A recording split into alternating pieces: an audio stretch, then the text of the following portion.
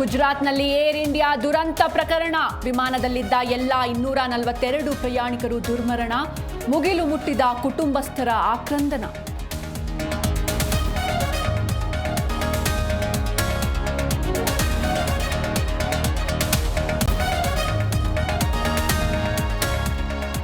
ವಿಮಾನ ದುರಂತದಲ್ಲಿ ಗುಜರಾತ್ ಮಾಜಿ ಸಿಎಂ ಸಾವು. ಮಗಳ ಭೇಟಿಗಾಗಿ ಲಂಡನ್ಗೆ ತೆರಳ್ತಾ ಇದ್ದ ವಿಜಯ್ ರೂಪಾನಿ. ಕೊನೆಯ ಕ್ಷಣದ ಫೋಟೋ ವೈರಲ್.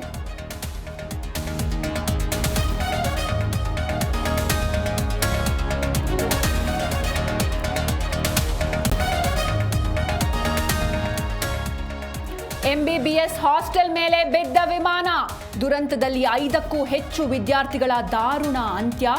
ಹಾಸ್ಟೆಲ್ನಲ್ಲಿದ್ದ 40 ವೈದ್ಯರಿಗೆ ಗಂಭೀರ ಗಾಯ.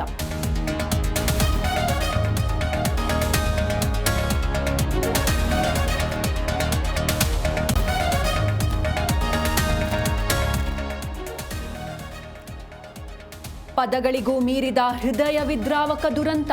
ಸಚಿವರು ಅಧಿಕಾರಿಗಳ ಜೊತೆ ಸಂಪರ್ಕದಲ್ಲಿದ್ದೇನೆ. ಟ್ವೀಟ್ ಮಾಡಿ ಪ್ರಧಾನಿ ನರೇಂದ್ರ ಮೋದಿ ಸಂತಾಪ.